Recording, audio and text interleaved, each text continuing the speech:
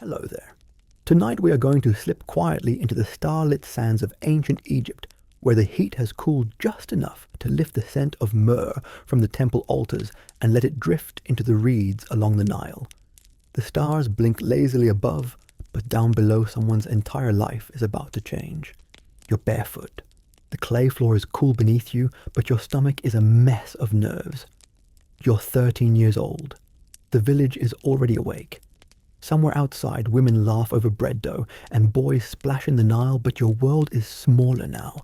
It's narrowed to the edges of your family's mud brick home, the creak of the reed mat beneath you, and the knowledge that tonight your life no longer belongs to you.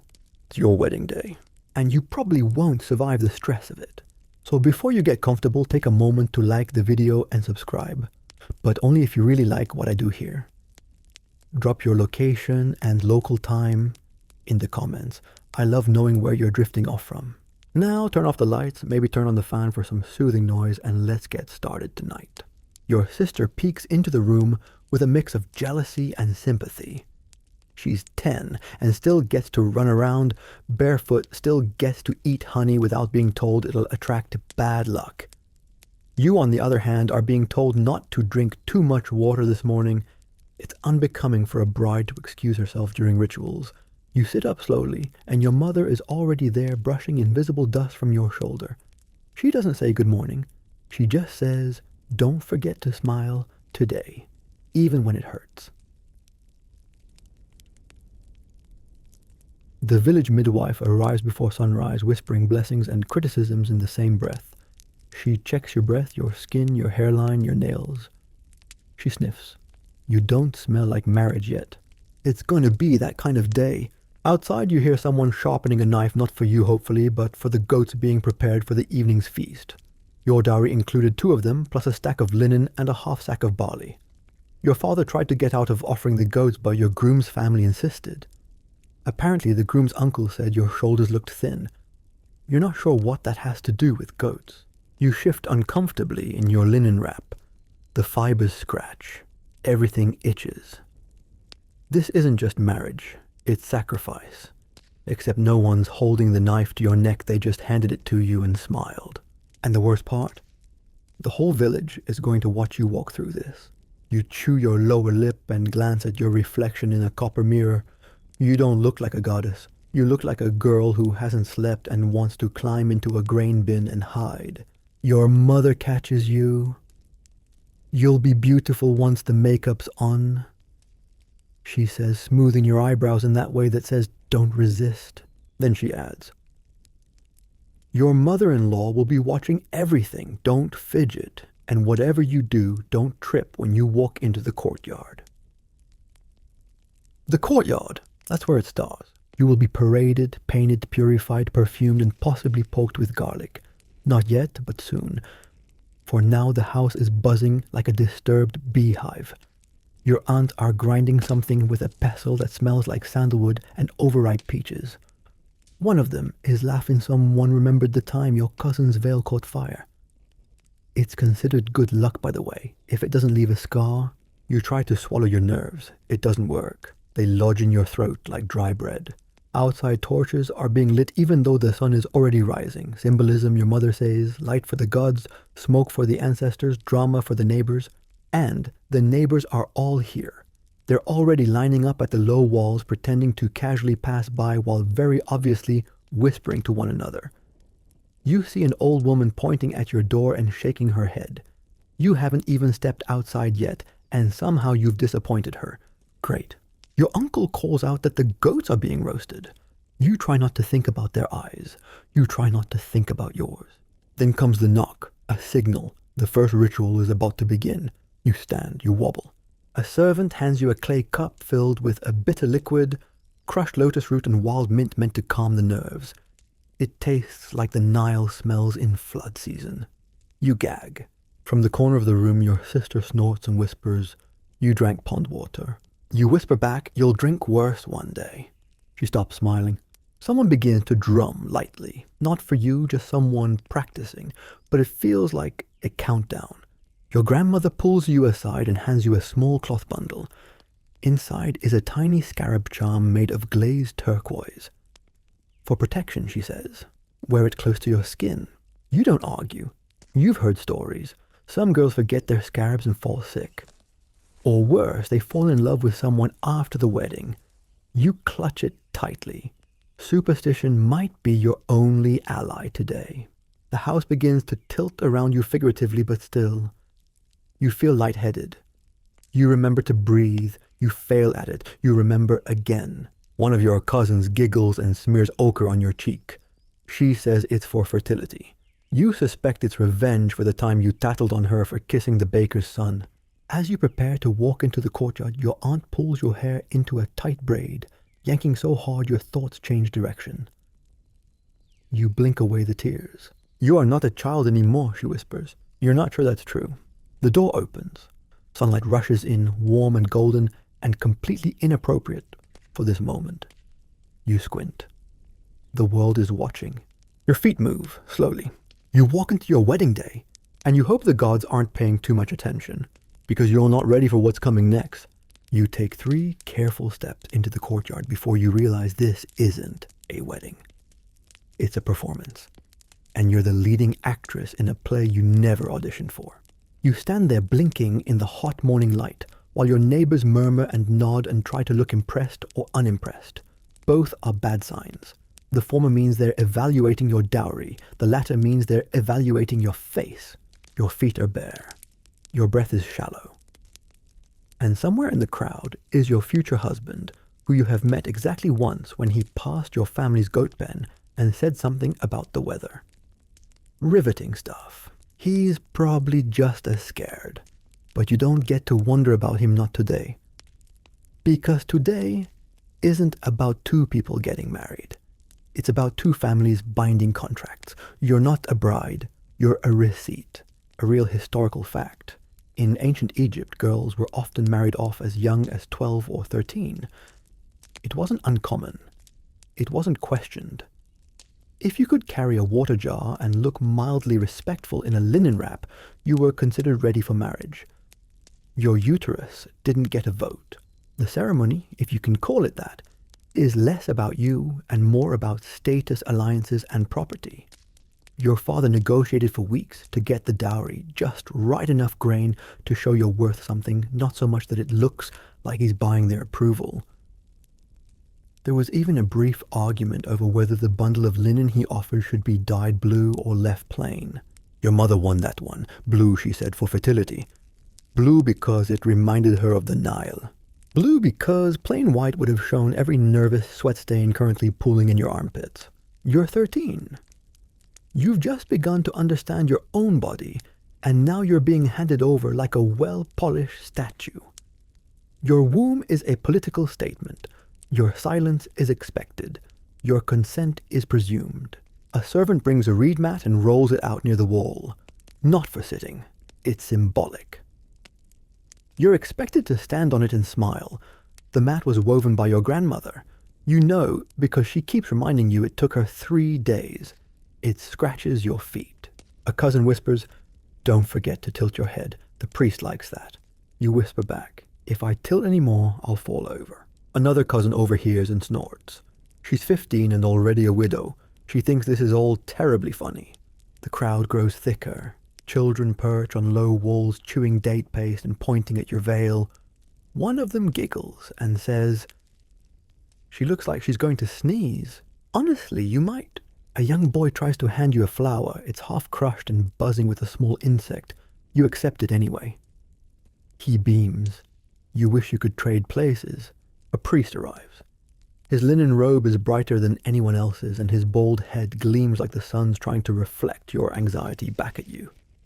He doesn't say hello. He begins chanting. This is your cue. You step forward just like you practiced and bow your head. The chant rises in volume and you realize it's not really about you. It's about keeping up appearances. The priest could be reading a shopping list for all anyone knows, as long as the tone is sacred enough. A donkey brays loudly somewhere nearby. No one reacts. Even the animals know this isn't a moment to interrupt. Your mother hovers behind you, occasionally hissing reminders like, keep your shoulders down, or stop fidgeting with your braid. You want to snap, but you don't. She's been through this.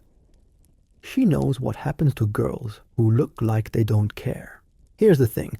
Historians still debate whether girls like you felt honored by all this attention or quietly terrified. The texts are vague. Maybe some were genuinely excited, maybe some were proud to be fulfilling their roles. But for many, this day wasn't the start of a fairy tale, it was the start of a very long test. And you haven't studied? You're led to a low stool in the center of the courtyard. Not to say, oh no, that would be too easy, but to kneel beside it, while someone anoints your forehead with crushed lotus petals and something sticky that smells like fermented honey. You try not to flinch. That's when your mother-in-law appears. She moves like a queen, but looks like she hasn't smiled since the last flood season. Her eyes scan you like she's reading the price of barley on your skin. She's smaller than I expected. She says to no one in particular. You smile tightly and remind yourself not to say anything. Not even, sorry, I didn't grow taller. She holds out a clay bowl filled with something green and lumpy. You're supposed to sip it. It's a symbolic drink supposedly uniting your spirit with your groom's. In reality, it tastes like week-old pond scum and regret. You try not to gag. She handled it, someone whispers. Barely someone else answers. You shoot them both a look that says, you try drinking this and see how graceful you feel. Qasigi. Another fun detail. Some ancient Egyptian texts mention the use of lotus and coriander in ceremonial drinks, often with the hope of promoting love or fertility. But let's be honest, this tastes more like someone added crushed grass and panic. The priest raises his hands, signaling the next step. You stand slowly, carefully, because the last thing you need is to fall over and make this day even more legendary. You're given a garland of dried herbs to hang around your neck. It smells nice at first, like myrrh and mint, but then you realize there's a weird note underneath. You suspect it's garlic. Someone probably added it for good luck. You can't decide whether you're being prepared for a wedding or a vampire hunt. Still you stand straight. You don't complain. You remember what your aunt said the night before. It's not about you, dear. It's about everyone else feeling reassured. So you nod when told, smile when expected, say the right words in the right order. And when the priest declares the ritual phase complete, you bow like a good little wife-to-be. The crowd claps politely. You step back onto the reed mat. The flower in your hand is wilted now. And your stomach is just getting started with the real dread. The purification bath is next. You'd think after the pond scum tea and garlic-garnished anxiety wreath they might give you a moment. A break. A nap maybe. But no. Now comes the bath. That's not really a bath and absolutely not optional.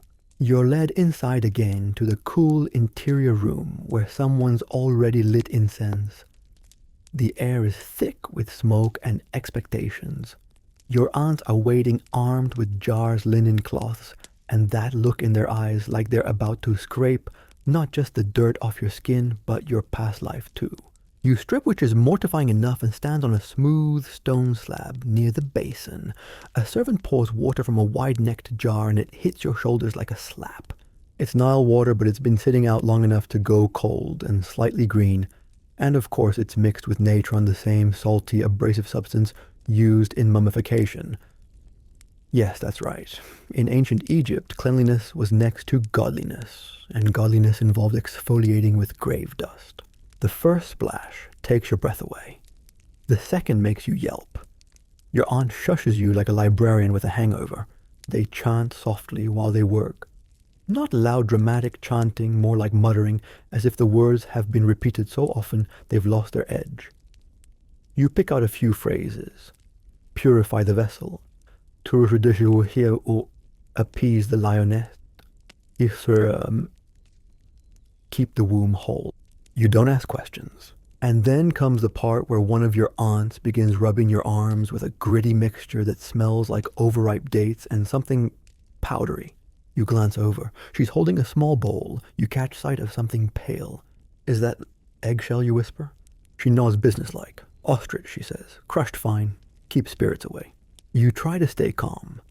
But now you're wondering what exactly the ostrich spirit does that needs such firm discouragement. The mixture stings. Your elbows are raw. You think they've forgotten you're a person and started treating you like a ritual offering. One of them mutters something about Hathor watching from above. You hope Hathor is watching someone else today. Here's a historical fact. Ancient Egyptian brides underwent elaborate cleansing rituals believed to prepare them not just physically but spiritually for marriage.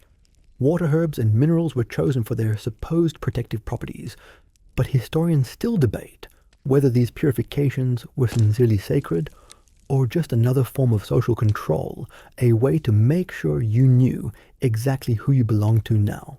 A priestess enters, her eyes outlined in thick kohl and her robe the color of sun-bleached bone. She carries a sistrum, a musical instrument made of metal rings that clink when shaken. She shakes it once. The sound is strangely hypnotic. You're told to stand still. The priestess begins a chant, this one louder. She circles you, sistrum jingling, and you try not to sneeze from the incense. Her voice invokes Sekhmet, the lion goddess of destruction and healing. Apparently, if Sekhmet isn't pleased, your marriage might be cursed. No pressure. One wrong twitch, and the gods might interpret it as rebellion, or worse, embarrassment. So you breathe shallowly. Try to keep your eyes from watering.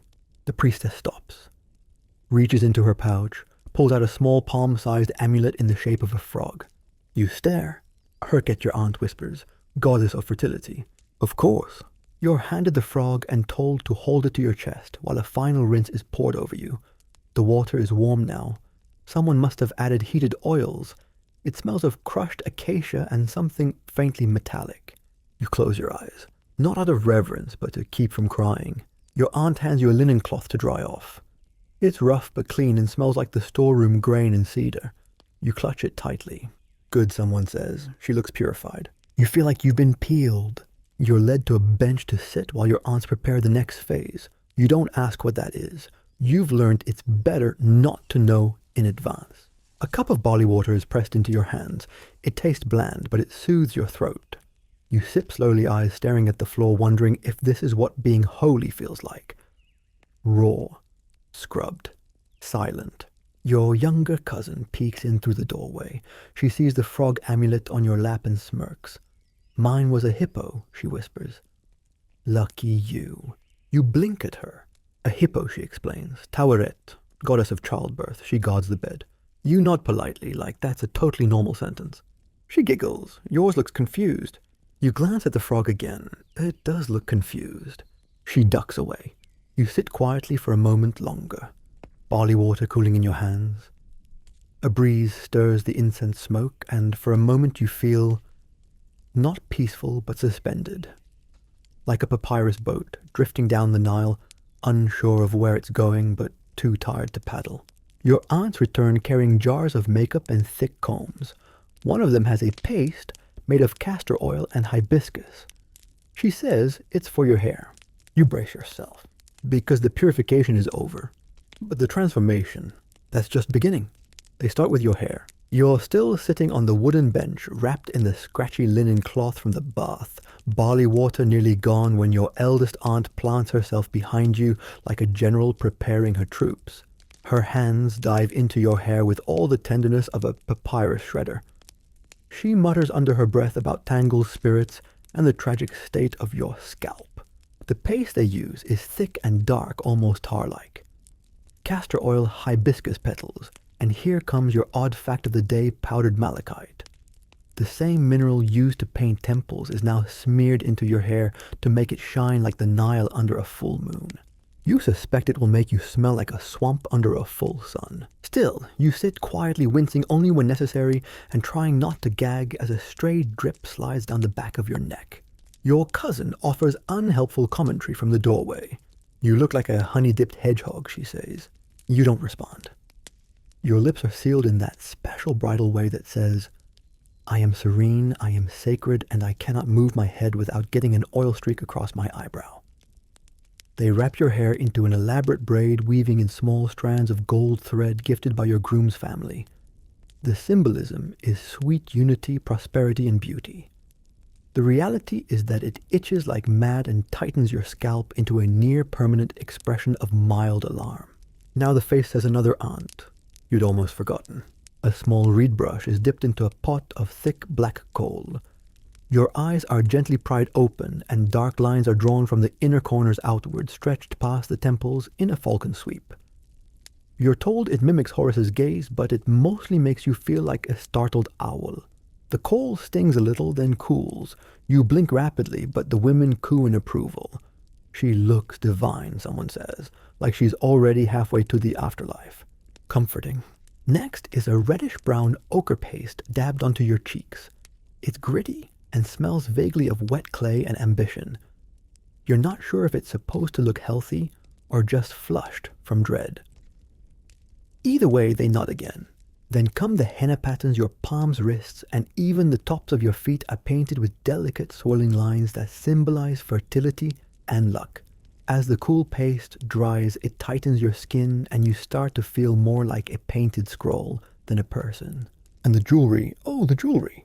A necklace of faience beads is draped over your chest. Each bead bears a tiny inscription, ankhs, scarabs, and little depictions of lotus flowers. It's beautiful, but it clinks when you move and weighs about the same as a small goose. Your wrists are bound with bracelets carved from ivory and inlaid with lapis lazuli, heavy, solid, blessed. Your earlobes are pinched into turquoise scarabs said to bring rebirth. They hurt. No one cares. You've become the embodiment of the perfect Egyptian bride. Sacred, polished, exhausted. Historians still debate whether these beauty rituals were believed to hold magical power, or if they were more performative and elaborate costume to play the part of a goddess wife and public spectacle. To you, it's a test of endurance. One long session of sit still and smile while we glue your identity shut with cosmetics. You catch a glimpse of yourself in a polished copper mirror. You almost don't recognize the girl staring back. Your eyes look too wide. Your lips painted with a sticky goose fat and cornelian mix glisten in a way that makes kissing seem inadvisable. Your cheeks are flushed, your hair slick, your arms prickling with goosebumps. You look like someone who has stopped blinking naturally. But your aunts nod in satisfaction. Your mother exhales like she's been holding her breath since sunrise. Now she says gently, stand. You do. Slowly, carefully. The jewelry clinks, the henna crinkles, your knees crack. Your mother places her hands on your shoulders, adjusts a strand of gold in your braid, and whispers, you look like a goddess. You feel like a fragile artifact. She leads you to the front of the house. The sun is higher now, casting sharp shadows across the courtyard. A small platform has been set up near the tamarisk tree. You're meant to stand there while the village sees you, really sees you for the first time as a bride. Your feet drag slightly. Walk tall, someone says behind you. You are holy. You walk tall, or try to. The henna is tight, the necklace bounces, your scalp throbs. A group of women sing a soft hymn as you approach. Their voices float on the dry air, sweet and haunting. You climb the steps slowly, every eye following you. At the top you turn and face the village. It's silent. Even the goats have stopped chewing. You are a vision lacquered in meaning, glowing with obligation, dressed like a temple statue on tour. And underneath it all, you're still 13, terrified and trying to remember if you were supposed to bend your left knee before stepping up. No one tells you to speak. So you stand. You're not a girl anymore. You're a symbol. And you haven't even gotten to the terrifying part yet. You don't realize it at first, but the moment you step off that platform, the village changes.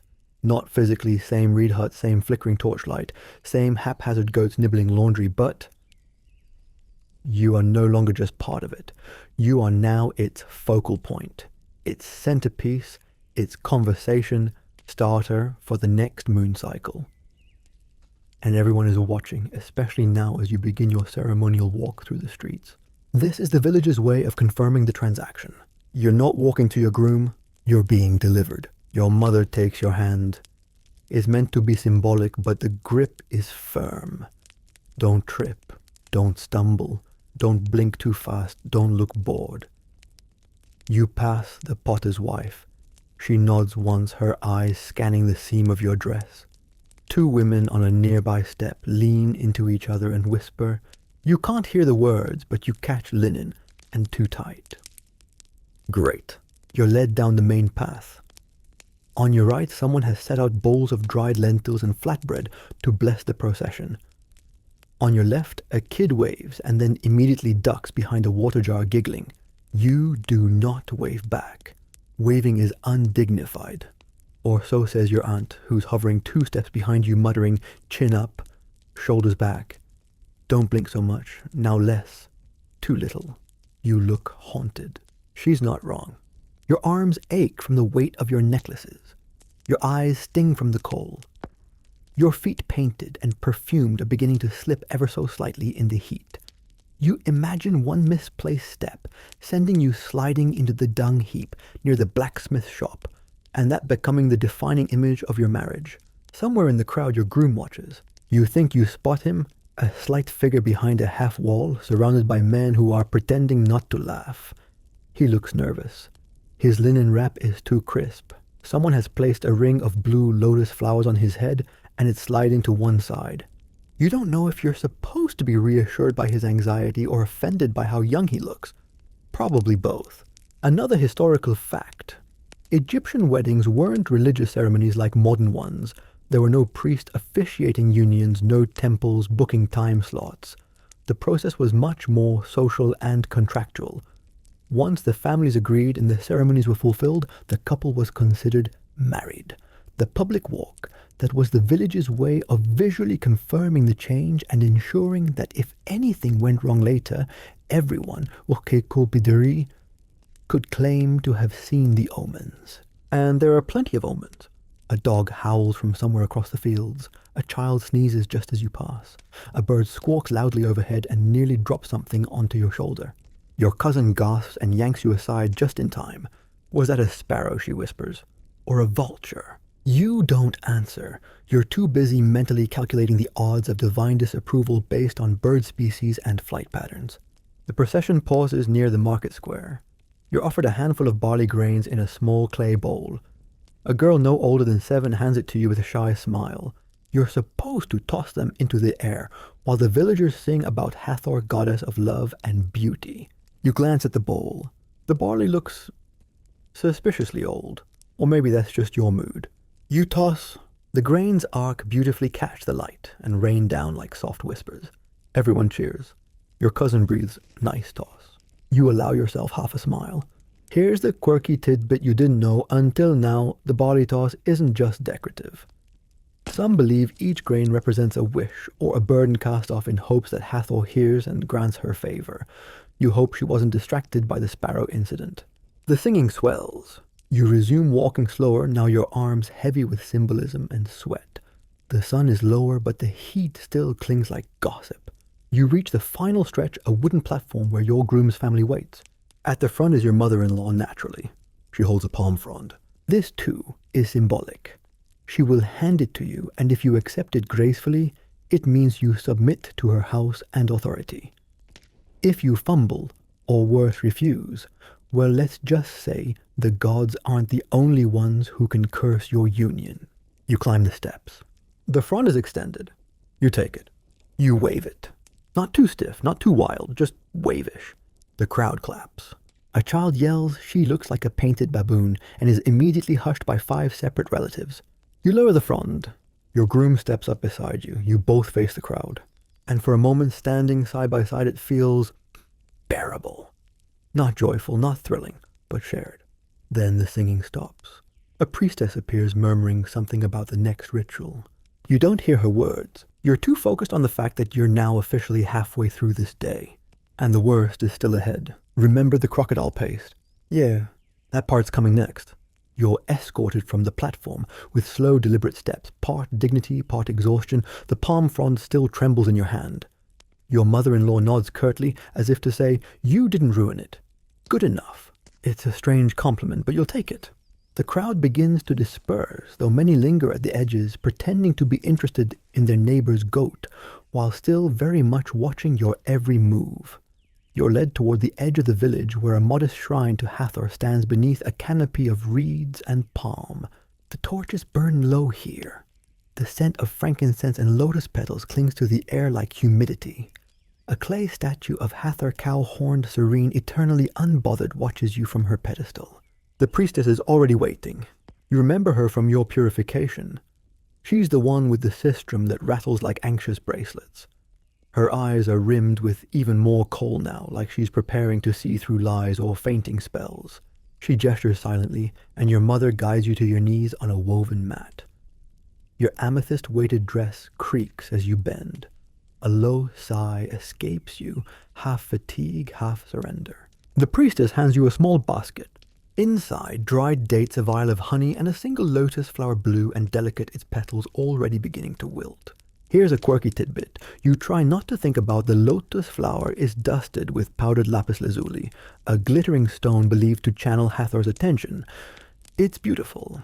Yes, but if you drop it, legend says the goddess may consider it a rejection. And Hathor, despite her reputation as goddess of love, does not like rejection. You hold the flower tighter than you probably should. The priestess begins to chant. Her voice rises and falls like wind through papyrus. You're supposed to repeat the lines. But the words are old phrases you've only heard during the high festivals, wrapped in metaphors that make no sense when your palms are sweating and your knees ache. You stumble. The priestess pauses, only for a breath. But it's enough. You correct yourself quickly. Your second try lands. The priestess nods barely. The villagers have edged closer now, pretending to admire the torchlight, but clearly hoping for a slip-up. You can hear whispers again. She hesitated. She dropped a grain. She blinked too fast. You wonder if the gods care about blinking. Your hands are guided to the base of the statue where you place the dates and honey in a small carved bowl. The honey oozes thickly, catching a stray beetle that wandered too close. You whisper a private apology to Hathor for the beetle. Then comes the lotus flower. You stand shakily, step forward. There's a small hollow in the statue's base just large enough to hold the flower upright. Your fingers tremble. The flower wobbles. You nearly drop it. Your cousin, watching from behind a basket of figs, bites her knuckle to keep from laughing. You steady the bloom and press it into place. It holds. Barely. Relief spread through your shoulders like balm. You almost forget the next part until the priestess hands you a pinch of barley to scatter around the statue. Barley again. Always barley. You sprinkle it like powdered luck, praying your shaking hands don't send it flying into the eyes of a watching elder. Behind you, someone whispers, "Her hand is too tense, the gods can tell." You grit your teeth. Here's the historical fact. Your aching knees wish they didn't know. In ancient Egypt, gods like Hathor and Amun were considered literal overseers of marriage. It wasn't symbolic. If they disapproved through poor omens, failed offerings, or misaligned stars, your marriage could be cursed with infertility, bad harvest, or worse, shame from the community. You could handle a bad harvest. You're not sure you could survive another pointed glance from your mother-in-law. The priestess ends her chant with a flourish. The sistrum rattles again, echoing into the night. The villagers murmur their approval. A few clap softly. You're led away from the shrine, the empty offering basket tucked under your arm like a trophy you didn't ask to win. Your mother leans close and whispers, "The flower held. You did well." You nod silent, but your heart still pounds. Because you know this isn't over. Because back at your groom's family home, something waits. A room, a bed, a ritual no one wants to describe but everyone keeps referencing. And that jar. The one rumored to hold the crocodile paste. You swallow hard. You're not ready. But ready or not, the wedding night is coming. And you're almost out of places to hide. You return from the shrine under a canopy of torchlight, the basket of offerings now empty, but somehow heavier in your arms. The villagers part slowly, some offering polite nods, others casting glances that scrape across your skin like sand in a storm. Your mother guides you back to the family courtyard, but not into the house, not yet. There's still one more ritual before you can rest your aching knees and dab the dried barley dust off your forehead. The vow ceremony. No one calls it that out loud, of course. They just whisper, "Has she recited the oaths yet?" As if the words themselves might carry divine surveillance. You are brought to a raised clay platform beneath an arch of woven reeds. A priest with a shaved head and skin the color of baked ochre stands beside a scroll of papyrus. His robes are pristine. His expression is not.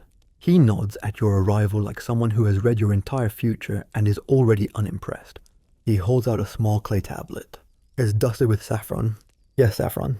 Because apparently everything sacred must also be uncomfortably expensive and mildly irritating to your nose. Here's your odd tidbit: the saffron isn't just for show. Some believe it helps carry your words to the gods. Others say it's just a fancy way of making your fingers look like they've touched something holy. Either way, the smell makes you want to sneeze. You don't, thank Hathor. The priest begins the chant, slowly, methodically. You are to repeat after him, each line a sacred contract, each word a thread in the woven knot now tying your life to someone else's name, land, and fate. The first vow is about loyalty. You are to promise eternal fidelity not just to your groom, but to the very structure of the household. To its traditions, its gods, and yes, its mother-in-law. You hesitate, only slightly tripping over the word for unshakable. A murmur ripples through the crowd. You try again. Stronger. Clearer. The priest nods, barely. Your cousin mimes wiping sweat from her brow in exaggerated relief. You ignore her. The second vow is to the family gods. You must name them Mut Amun Bastet and promise to honor them in your daily life. You speak the names carefully, the saffron dust clinging to your henned fingertips, as if to remind you this is serious. Behind you a goat sneezes. No one laughs. You move on. The third vow is personal. It binds you to Ma'at, the concept of order, balance, truth. You're to pledge that your presence will bring peace to your new home. Historians still debate whether these oaths were legally binding or more performative, meant to create a sense of obligation through ritual and public pressure. To you, they feel like chains. Light, fragrant, saffron-stained chains, but chains nonetheless. You hold the tablet carefully, trying not to let your hands tremble. The priest's final chant is shorter. A blessing, a warning, a reminder that the gods hear everything, even the thoughts you don't say out loud. He signals that the vows are complete. You exhale. You hand the tablet back. The saffron has stained your fingers a deep orange. It won't wash off easily. Your mother-in-law approaches. She offers a tight smile. Next time, she whispers, don't pause on Mutt's name. She's not the forgiving kind. You nod. You don't trust yourself to speak. A few villagers clap. A child tugs on your veil. Someone mutters, her voice shook during Ma'at. You step off the platform with legs that feel carved from driftwood. You're led to a shaded bench and offered a sip of water from a clay cup. The saffron still clings to your lips. The priest's chant still echoes in your ears. You hear the music rising again somewhere deeper in the village. Drums, flutes, singing. You know what it means. Another procession is about to begin, but this one is different. This one leads to the wedding chamber, to the moment they've all been whispering about since the first lotus petal hit the ground. You glance up at the sky, now streaked with indigo. There's no escape. Only forward. Only into the next ritual. Only into the night. You don't remember standing. One moment you're on the bench, the saffron still bitter on your lips, your fingers stained and aching. The next you're rising like someone else has tugged a string through your spine and pulled you upright. Because now it's time. The bridal attire. The final dressing ritual. The one everyone whispers about like it's sacred, but handles like it's fashion week in the afterlife. Your mother ushers you inside your family home again, where the air is thick with oil lamps and the quiet frenzy of women doing too much with too little time. The scent hits first beeswax, myrrh, and a hint of nervous sweat masked by jasmine. Laid across a wooden chest is the dress. It's not a dress, exactly not the kind you'd twirl in or sit down comfortably while wearing. It's a long, pleated linen garment dyed the faintest ivory and embedded with what looks like tiny stones. You squint. Amethyst, your aunt says proudly, sewn into the seams. You blink.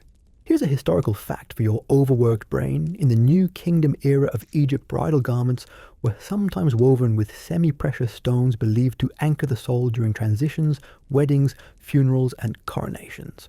Because yes, all three were equally dramatic. You lift the fabric. It weighs as much as a small sheep, maybe more. Don't let it drag, someone warns. It must not touch the dirt before the gods see it. You don't ask which gods. There are too many, and you're tired of offending them by accident. You slip into the dress with help. It takes two aunts, your mother, and a cousin with particularly strong wrists. They tug, pull, smooth, and knot. And still it feels like being slowly mummified with opinions. The amethysts clink faintly as you move each stone, a reminder that sacred does not mean comfortable. A wide collar necklace is fastened around your neck, turquoise, carnelian, and gold shaped in geometric patterns that seem to hum when the light hits them. It presses on your collarbone like a yoke. Then the belt. A woven reed design with a knotted ankh at the front, symbol of eternal life, symbol of fertility, symbol of the fact that you can't breathe. You shift. It creaks. One cousin laughs. If you bend in that the knot might snap and summon Anubis, you try not to think about that. Or about Anubis watching from the corner. Or your future husband. Next comes the veil. It's sheer diaphanous and looks like it was spun by moonlight and gilt. Your mother drapes it over your oiled hair, then pins it with a clasp shaped like a scarab. You wince as it tugs on your braid. Beauty is pain, your aunt whispers. No, you whisper back, beauty is heavy. They ignore you. Your reflection in the polished copper mirror startles you. Who is that girl, that creature? You don't look like yourself. You don't even look human. You look like an offering, which in a way you are. The room quiets as your mother steps back. She's holding something in her hand, a small wooden comb carved from acacia. She lifts a single strand of your hair and runs the comb through it once. Then she slips a gold thread through the braid, just one, then nods. Now you're complete, she says. Complete. Like a clay seal fired and cooled. Like a contract signed and witnessed. You stand still while the final touches are made. Henned fingers adjust your collar. Earrings shaped like tiny ankhs dangle from your earlobes, heavy and swinging with every blink. A cousin whispers, if she faints, will the gods notice? Another whispers back, only if she lands on the incense bowl. You don't laugh. You don't move. You barely breathe. Historians still debate whether these final adornments were genuinely believed to protect the bride from evil or simply decorative armor against the judgment of her new household. Either way, you're covered in symbols and expectations, and still exposed. Your mother hands you a mirror again. You glance. It's hard to see your eyes behind the kohl and layers of painted purpose. The scarab earrings sway gently. The amethyst beads shift across your ribs. You're beautiful, yes, but you're also gone. You're no longer the girl who stole dried figs from the storeroom or fell asleep by the river with your sister's doll tucked in your arms. You are the bride.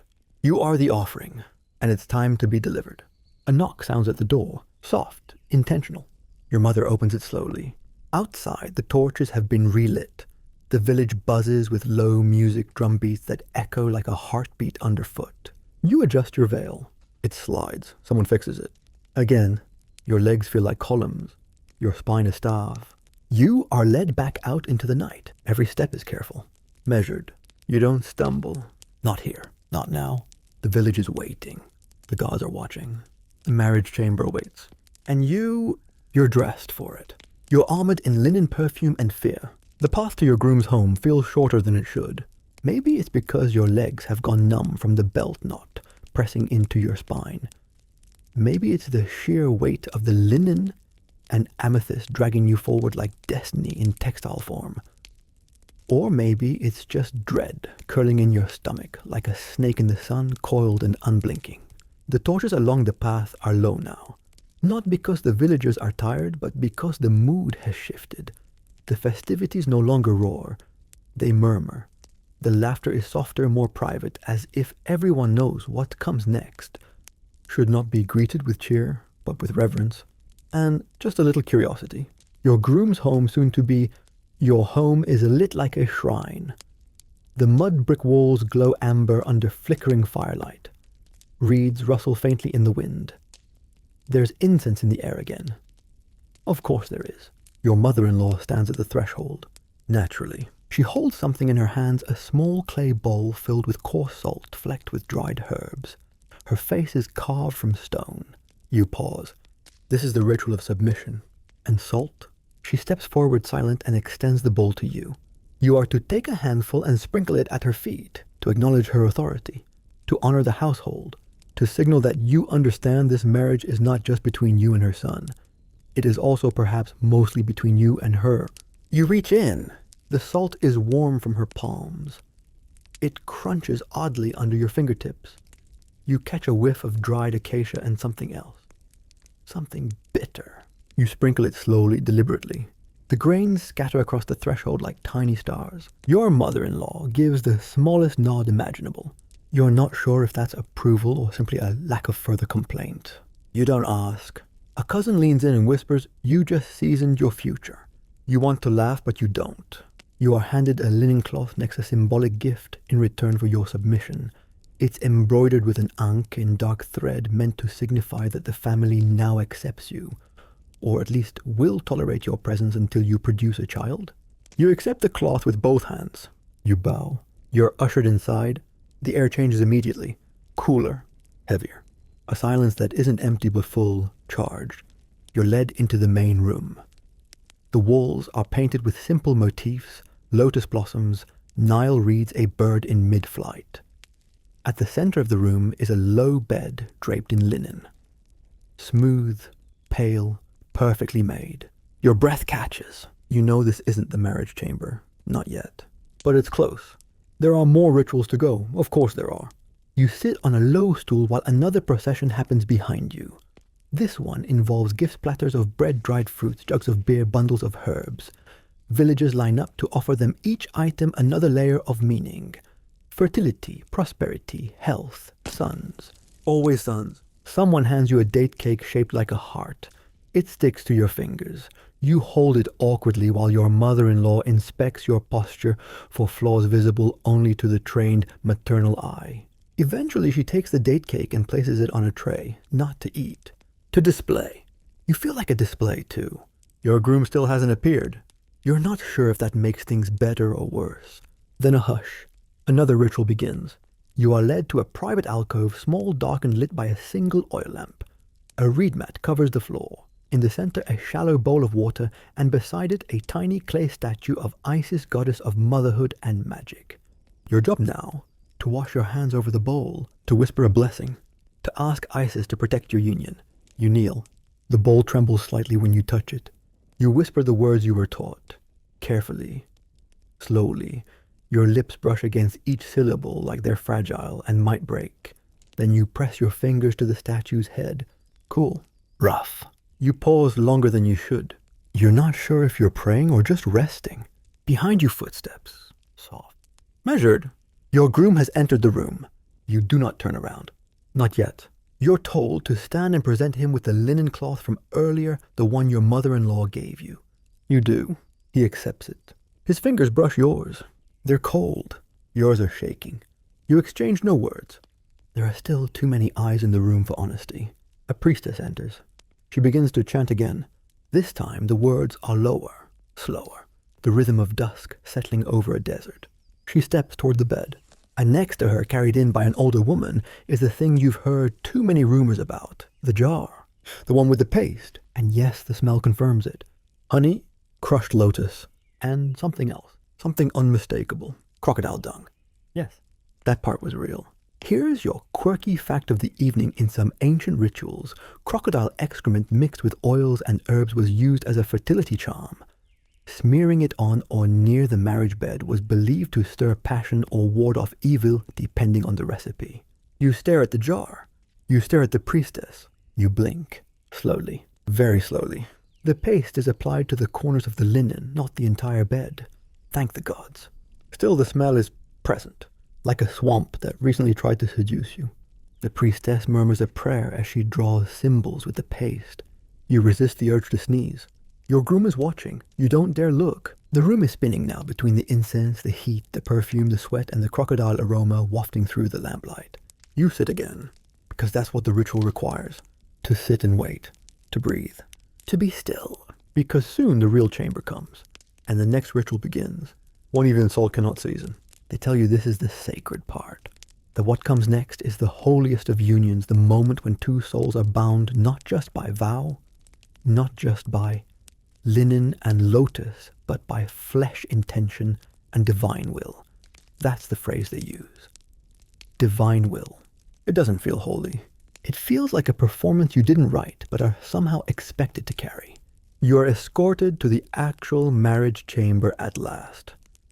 It is deeper inside the house, smaller than you imagined, and suffocating with incense. The lamplight flickers across painted walls, lotus flowers, sacred eyes, the curve of a river. Every inch of this room seems to hum with expectation, like it's breathing faster than you are. The bed is low and wide, covered in fresh linen and ringed with clay jars, each filled with something symbolic: rose, oil barley grains, crushed blue flowers, and small rolled amulets. In the corner sits the paste jar. Yes, that paste. You take shallow breaths through your mouth. It helps, but only a little. You are handed a small linen cloth, plain and soft. You're told to place it on the bed center so that it may catch the sign. A euphemism everyone knows, but no one says. You spread the cloth carefully, smoothing out the folds, trying to keep your hands from shaking. The priestess watches. Your mother-in-law watches. The room is too full and yet all too focused on what happens next. Then comes the offering of amulets. A small reed basket is placed at your feet. Inside, charms carved from bone glazed in turquoise, some shaped like frogs, others like ankhs, and one like a beetle. You are to tie them to your wrists, your ankles, your neck. Protection, they say. For the body, for the womb, for the bond. You begin tying them on. The first, a tiny scarab cool against your skin, meant to ensure rebirth and endurance. The second, a frog-shaped amulet, dusty and smooth, sacred to Hecate, goddess of fertility and midwives. You tie it near your heart. It digs into your ribcage every time you inhale. The third, a red, knotted cord soaked in myrrh looped around your wrist. Symbolic of the blood bond, the thread of fate. They clink softly as you move, a gentle reminder that even your body is now adorned with prayer. Your groom enters the chamber. The door is closed. Not locked, but closed. You are alone, mostly, because the room still contains the gods. The scent of crocodile paste and the weight of everything you've been told is sacred. He stands just inside the doorway. You're both quiet. He looks just as painted and perfumed as you feel. His coal is a little smudged at the corners. His scarf is tied too tightly. He holds a clay figure of Bes, the dwarf god of marriage and protection, upside down. You nod toward it. He notices, fixes it. You both almost laugh. Almost? The priestess knocks once on the door and chants from outside. She invokes Hathor and Isis, muttering a short blessing and reminding you indirectly that your failure will be noticed, that the village is already writing its own version of this night. Your groom crosses the room slowly. He sits beside you. The bed creaks. The linen beneath you is warm from the lamp. The crocodile paste is thankfully not smeared where you're sitting, but it's definitely nearby. The smell rises every time you shift. Your groom says nothing for a long time. Then, in a voice so quiet it might be your imagination, he says, "I don't know what to do." You nod. You don't either. And that's the first honest thing shared all day. Here's the historical fact you cling to like a float in the Nile. The consummation of a marriage in ancient Egypt wasn't always as literal as it's imagined today. Sometimes it was purely symbolic rituals, gestures, shared space. Other times it was physical, but always it was observed. If not by eyes, then by signs, by cloths, by whispers, by gods. Your groom fumbles with the frog amulet dangling near your collarbone. "Is this thing watching us?" he asks, trying to joke. You smile, barely. If it is, you say it's judging. That earns a laugh. A small one, but real. You both sit there for a moment, side by side on the bed, surrounded by amulets, expectations, and the faintest thread of shared fear. The night is quiet now. The village has gone still. Even the drums have stopped. No one is knocking. No one is peeking in. For the first time today, the ritual pauses. Just long enough to breathe. You close your eyes. He does too. The amulets clink softly between you. The linen shifts. The frog digs in again. And you wonder, not for the first time, whether the gods really care. Whether they're watching from the stars, or whether they're just as tired as you are. You do not sleep. Not because anything has happened. Not because something went wrong. Simply because sleep seems like a luxury meant for people who are not braided, beaded, oiled, painted, perfumed, and lying under the ghost of a crocodile-scented ritual. The linen knot you placed at the center of the bed lies undisturbed between you and your groom. It is small and plain, but its presence might as well be a third body. Between you, sacred, fragile, and impossibly complicated. The priestess's voice still echoes in your ears. Something about Hathor's gaze, something about joining breath to breath, skin to spirit, something that felt poetic until you realized it might be graded by your mother-in-law tomorrow. Your groom is very still. You think he might be counting sealing reeds. You are counting charms, the scarab on your wrist, the frog at your heart, the ankh at your ankle, the cord across your palm. The room is quiet, but not peaceful. It's the silence of a test you haven't finished yet, of a performance that doesn't end when the curtain falls, but only when the audience leaves. And the audience. They're still very much outside pretending to sleep, pretending not to be listening. From the corner of the room, the amulet basket watches. You sigh and begin again. The scarab turquoise, symbol of rebirth. Its edges are warm, now pressed against your skin too long. The tiny engraving on its back is fading. You rub your thumb over it once, then stop, afraid you'll erase the blessing. The frog clay, sacred to Hecate. Round, ridiculous, squatting against your ribs like it knows you'd rather throw it out the window, but it stays. The ankh bone, cold and thin, tied around your ankle so tightly the thread has left an imprint. The cord red, myrrh-scented. It sticks slightly when your fingers close around it. You were told to hold it through the night, that it binds your souls together, that it seals your vow, that if it falls from your hand, the gods might take it as a sign. Historians still debate whether the amulets worn on the wedding night were genuinely seen as tools of divine power, or if they were symbolic props, a script written in clay and turquoise. Some say they worked like spiritual armor. Others say they worked like superstition wearing jewelry. You're not sure which you believe, but you're wearing all of them. Your groom shifts beside you. He glanced at his own amulet, a scarab similar to yours, and mutters something under his breath. You catch only the word dust. You smile. He tries to sit up, bangs his head lightly on the low wooden beam above the bed, then mutters again, this time something more like, ow. The frog amulet jabs your ribs. You sigh. Another joke forms in your mind.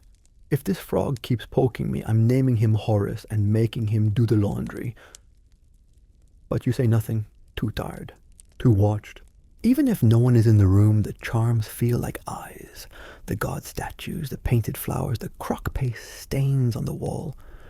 You feel surrounded by things that expect something of you. And yet nothing is happening. And yet everything has already happened. You sit up slowly and reach for the amulet basket. It's half empty now. A few charms remain. One shaped like a tiny frog.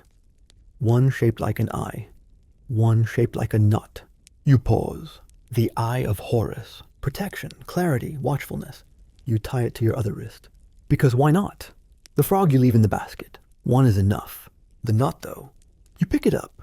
It's not like the linen knot already in the bed. This one is stone. Small. Chipped at one edge. A charm of permanence, they say. Of holding things together. You place it on the edge of the bed between you and your groom. He glances at it. Then at you. Then says, that one looks like it's seen some things. You whisper, probably been through 10 weddings already. You both laugh. Quietly. Carefully. But truly. It's the first thing all night that doesn't feel staged. Outside the torches crackle low. Somewhere a reed flute plays a lullaby off key. The night rolls on slow and syrupy. You lean back against the wall. The linen veil still clings to your shoulders. Your scalp itches where the oil has dried. Your amulets dig in. Your dress has creased in every unfortunate spot imaginable. But still, you're here. The ritual didn't break you. Yet, the gods haven't stormed the chamber. Yet, and your frog, bless him, is still glaring into your chest like he's got an opinion on everything. You close your eyes. For a moment. Just one. The charms clink as you shift. And sleep comes not easily. But eventually, you wake before dawn, but you're not alone. The room is dim, bathed in the last flickers of a dying oil lamp. The amulets still press against your skin like forgotten questions. Your groom is already sitting upright, combing a hand through his hair, trying to flatten it into something less obviously slept on. You both know what today is. It's time for the music. Not the drums of celebration, not the flutes of feasting. This music has a purpose. A priestess enters first, of course. They always do. Her steps are silent, but her presence isn't. She lights a fresh bit of incense, a slow coil of smoke that curls toward the reed ceiling like it knows a song is coming. Then one by one the women arrive. They don't speak. They file in like shadows, each carrying something, a reed flute, a small drum, a rattle carved from palm wood, a basket of flower petals. Your cousin is among them. Of course she is. She offers you a wink as she settles cross-legged near the wall. Your groom looks confused. Is this a concert, he whispers. You whisper back, it's a ritual. Try not to blink too loud. The priestess lifts her hands. The music begins. It's soft at first, just the rattles filled with pomegranate seeds that whisper like wind in papyrus.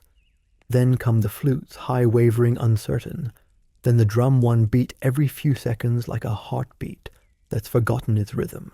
You are handed a rattle. Lotus motifs carved into the handle. The seeds inside echo faintly when you shake it. Here's a quirky historical tidbit in ancient Egypt music during the wedding night was not for entertainment. It was prayer in sound.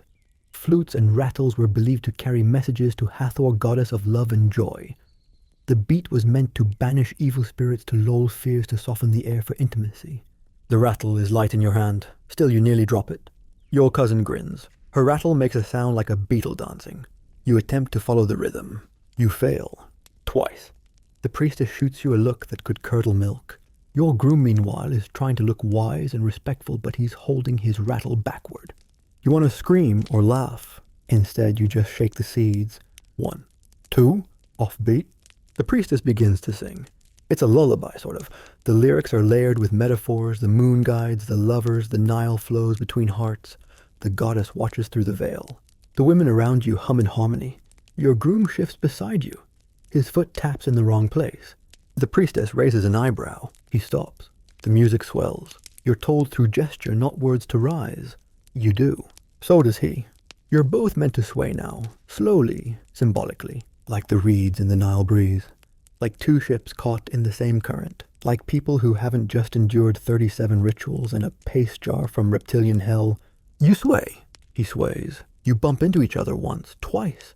Your cousin giggles behind her palm. Someone coughs to cover it. Historians still debate whether these musical rites were sincerely believed to spiritually unite couples, or if they serve more as community surveillance, a last reminder that even private love is public property. In this moment, it feels like both. You're watched. Every step, every nod, every tremble of your fingers. Your groom whispers, "What happens if I step on your foot?" You whisper back, "Probably a curse." He lifts his foot carefully. You sway again. The rattles continue a soft chorus of seeds. The flutes mimic bird calls now, night birds, love birds. Your arms ache. Your back itches. The amethyst beads in your dress clink with every motion, drawing attention you don't want. The song crescendos. The priestess twirls once her sistrum clashing like silver rain. Then everything stops, abruptly, like someone yanked the rhythm out of the air. You freeze. So does your groom. The priestess nods. You may sit. You do slowly. Your veil slips slightly. A cousin fixes it for you. The women pack their instruments. They file out in silence, leaving behind only petal smoke and the lingering echo of seeds in motion. Your groom exhales. "I think we survived," he murmurs. You nod. But survival isn't the same as rest. You hold your rattle for a moment longer, then set it beside the frog amulet on the edge of the bed. You are not sure if Hathor is pleased.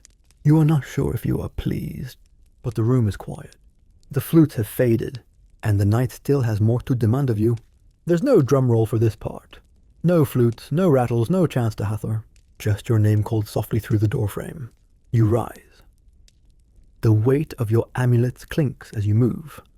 Your groom sits still on the edge of the bed, clutching his own charm, a miniature scarab still dusty from being dropped during the music ceremony. You step into the courtyard. It's not quite morning, but the sky is beginning to pale. The stars are fading like paint washed off by time. Women wait in a semicircle.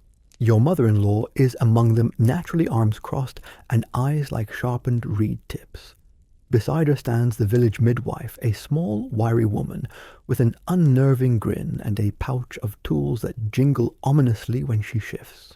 Today is the fertility test, a phrase that makes your skin crawl, not because of what it means, but because of how little you understand it. You're led to a shaded corner where a reed mat has been laid. There are bowls of herbs, bundles of dried roots, a jug of cloudy water, and garlic. Of course, they start with a drink. The midwife hands you a small clay cup filled with a murky dark brown liquid. It smells like dates, coriander, and deep suspicion. Here's your quirky tidbit for the morning. This fertility tonic is made of crushed date pits, barley water, and something called black cumin believed to wake the womb. Ancient Egyptian midwives used it as both medicine and test. If the bride could drink it without gagging, it was seen as a good sign. You raise the cup. You try not to breathe. You sip. You gag just a little. Auntie Loudmouth in the back whispers, "That means twins." You roll your eyes behind your veil. Then comes the garlic. Not to eat, to sit with. Yes, really. A clove is placed near your lower abdomen as you're told to sit cross-legged and breathe in slowly. The smell is sharp, invasive, and absurdly judgmental. If you flinch or fidget, someone might say you're not ready to carry life. You sit still. The clove stares at you. The midwife begins to chant under her breath, soft syllables invoking Heket, the frog goddess of childbirth. Your frog amulet now tied to your sash seems to jiggle with every breath. A breeze picks up and you pray it'll carry the scent of garlic far, far away. It doesn't. The midwife sprinkles barley grains in a circle around you, murmuring something about growth roots and harvest. You feel like a seed being planted by committee. Historians still argue whether these rituals were based on early medical understanding or spiritual symbolism. Some say they were proto-diagnostics. Others say they were just elaborate theater to soothe anxious mothers-in-law. Speaking of, she's watching you. Like a hawk who once worked in customer service and now lives for Yelp reviews. The chant ends. You're handed a blue-dyed linen strip and told to tie it around your wrist. It's loose, fraying at the ends and smells faintly of myrrh. It's meant to bind life to your pulse. You tie it. Badly. The knot slips. The midwife clicks her tongue and fixes it. Behind her, a cousin mimes tying her entire hand in a ribbon. You suppress a smile. The midwife declares you unpromising. It's unclear if that means anything. You're handed a bundle of dried mint and told to sniff it 3 times. You do. You sneeze. The women cheer. Apparently that's a good sign. Your mother-in-law steps forward and places a small clay figurine in your hand, Taweret, the hippo goddess of childbirth. It's heavy, smooth, slightly chipped at the snout. Keep this close, she says. She'll watch over your womb. You nod. You want to say, and who watches over me? But the words stay curled under your tongue. The women begin to disperse. Some murmur their approval. Others whisper to each other and glance your way. You stand slowly. The frog still bounces at your sash. The garlic clove has rolled under the mat. You leave it there. Back in the marriage chamber, your groom looks up as you enter. You smell like a stew, he says. You hand him the Taweret statue. She's our new roommate, you reply. He places it on the bedside table next to the Eye of Horus and the linen knot. The chamber is dim again. The lamp has burned low, the walls feel closer, but the air is softer now. The worst is over, at least for now. You hold the blue strip on your wrist and close your eyes. You smell like mint garlic and expectation, but you are still standing, still married, still here. The rituals are done, at least the ones with bowls and chants and garlic. But now comes the part no one names out loud. The part that doesn't involve incense or frog amulets or saffron vows, but still somehow weighs heavier than them all. The gossip. Yes, that sacred and ancient practice. The villagers may not be scribes, but they document everything in breadlines in water queues, under reed awnings, and beside oven fires. Nothing escapes their analysis, especially not a wedding night. You've barely taken a breath before it starts. It arrives as whispers that float in through open windows, as glances that last a beat too long, as cousins who ask leading questions like, "Did the gods smile on you?" While raising an eyebrow that could slice linen. You sip rosewater from a cup your mother brought in earlier. One last ritual, she said. The water is infused with crushed amethyst dust meant to reveal inner purity. It tastes floral and gritty and faintly like betrayal. You dab it on your wrist as instructed. Immediately a flake of dust falls to the floor. She's shedding already. Someone jokes behind a wall. You try not to groan. Your groom appears in the doorway holding the linen cloth from the bed, folded spotless and heavy with implication. You both stare at it. Then he says, "Do we show it?" You don't answer. You don't know. Here's your historical fact for the hour. In many Egyptian communities, the wedding night wasn't fully validated until signs visible, audible, sometimes even symbolic, were presented to the elders. Whether it was the state of the linens, the bride's gait in the morning, or the way she answered questions about divine approval, everyone wanted proof. Or at least the illusion of it. Your mother-in-law arrives with the subtlety of a sandstorm. She gestures for the cloth. You hand it to her without speaking. She doesn't unfold it, just nods. A sign of trust, perhaps, or assumption. You're not sure which. Outside, a chorus of women begin to sing. Not for you, not just for you. It's part of the morning ritual welcoming the bride into her new role with song, bread, and scrutiny. A child brings in a tray of sesame cakes shaped like ankhs. You accept one. It's dry. You chew it like it's a test. Your cousin leans in from behind. So, she asks, drawing out the word until it wobbles. You stare at her. Did the frog approve, she whispers. You take a slow bite of the cake and say the frog says it's none of your business. She giggles and disappears before your mother-in-law can hiss at her. More women arrive with gifts. A basket of figs. A small jar of perfumed oil. A new reed comb carved with tiny stars. They mean well, but their eyes scan you. They're not gifts. They're interviews. You smile, you bow, you answer with careful phrases. It was a blessed night. The goddess smiled upon us. The household feels whole. Nothing too specific, nothing that might spark debate. Still, the whispers churn. She didn't say fruitful. Her veil was wrinkled this morning. The frog amulet wasn't glowing. Okay, that last one is clearly a joke, but you wouldn't be surprised if someone invented a glowing frog just to fuel the rumor mill. Your groom slips you a date fruit. You take it. It tastes better than the cake. He doesn't speak, but his presence helps. The room still feels like a stage, but at least you're not performing solo. You sit on the low stool beside the hearth. Your hands rest on your lap, still the henna stain, still holding the linen knot. It's frayed now. So are you, but it hasn't unraveled. Not yet. Historians still argue whether the post-wedding scrutiny helped reinforce community bonds or simply reinforced fear. Was it about protecting tradition or just people entertaining themselves with someone else's tension? You lean back against the cool mud brick wall and breathe. You're tired deeply, ritually, existentially. Outside, the songs fade into murmurs. Someone laughs. Someone says your name. You think, let them. Let them talk. Let them invent. Let them dissect. Because you lived through the day. You wore the weight of 20 gods and still managed to dance, sort of. You tied the frog charm. You sprinkled the salt. You faced the crocodile pace and didn't faint. They can say what they want. You have the linen knot. You have the blue wrist thread. You have the hippo goddess smirking on your shelf. Let them wonder. Let them guess. Because beneath all the gold thread and garlic, you are still you. And the village will move on. Eventually. Maybe. Probably not. But you will. You think it's over. You think surely there can't be any more rituals.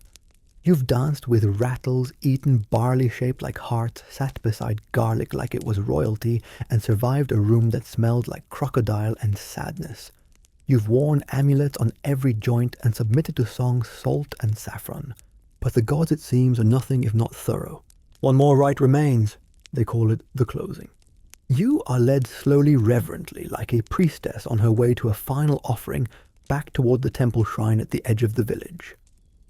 The sun is barely above the horizon, now a pale disk in a pink sky. Mist curls across the Nile, softening the sharp lines of the papyrus fields. You walk barefoot. No veil. No jewelry. Just the linen knot in your hand and the frog amulet tied at your waist like an oddly devoted friend. Your groom walks beside you, equally bare, his coal-smudged and his tunic wrinkled. He looks less like a groom now, and more like a very tired farmer who just survived his own birthday party. You stop before the shrine of Hathor. She is still there, carved in clay, serene as ever, watching the world with cow's eyes and the expression of someone who knows she is forever being asked to bless things she did not approve. The priestess waits. She offers you each a handful of barley. You're to scatter it one final time, not for fertility, not for blessing, but to release the night, to let the rituals end. You lift your hand. The barley grains feel cool, dry, comforting. You toss them into the morning air. They scatter like sleep, like stars, like the last fragments of your girlhood. Here's your final historical fact. Ancient Egyptian marriages weren't sealed with a kiss or a ring. They were sealed with cycles, with rituals that ended only when dawn came, when offerings were made, and when the gods were satisfied. Not with love necessarily, but with obedience, continuity, tradition. The priestess hands you a clay bowl. Inside, warm milk laced with honey and a single saffron thread. You sip. It is sweet, not cloying, just soft, like something gentle enough to follow a storm. Your groom sips next. He makes a face. You snort. Quietly. The priestess smiles. Small. Approving. You're handed a fresh linen cloth, unmarked, unbound. You tuck it into your sash. The priestess speaks. You are now of one house. The words land like a whisper, too big to hold. The villagers begin to drift away like smoke finally granted permission to fade. You return home, together. No one sings. No one chants. The rituals are over. The wedding is complete. Now comes the marriage. The life. The cooking. The combing. The shrine cleaning. The lentil sorting. The barley pounding. The daily quiet work of becoming something new. Of becoming someone's wife. Of becoming yourself. Again within the lines that have been redrawn. You sit beside the hearth. The ashes are cool. A new fire will need to be built. Your mother-in-law offers you a glance. Not warm, not cold, just watching. Your frog amulet rests on the shelf, nose tilted like it knows you'll talk to it later. You will. Eventually. Your groom begins sorting grain. You knead dough. The village breathes around you loud as ever. But you are steady now. Salt scattered. Amulet bound. Saffron sipped. And still here. Still standing. Still glowing somewhere beneath all the dust. You close your eyes. Just for a moment. You are not tired. You are transformed. And tomorrow they say you'll rise early and wash the shrine. But tonight, just for now, you are allowed to be still. To be quiet. To be enough. The Nile ripples outside steady as always.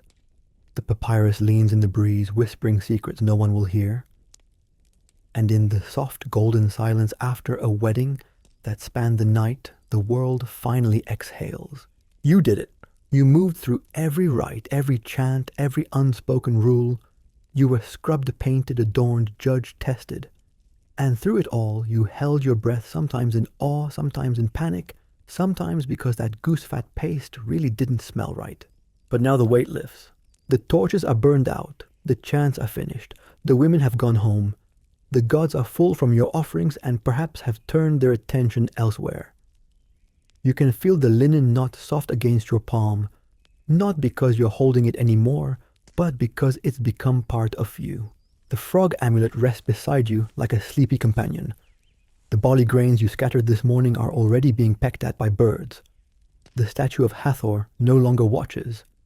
She rests too, and you curl beside the warm hearth, your limbs finally your own again. The dust on your cheek is no longer ceremonial, it's just life. And that's all right, because the hardest part is behind you, and the long, slow becoming has begun. Let your breath slow. Let the warmth find your bones. Let your fingers unclench from the knot they've been gripping all night. The Nile still flows. The gods still hum their quiet songs in the wind. But you can rest now. It's over. It's okay. Sleep. You're safe. You're sacred. You're home.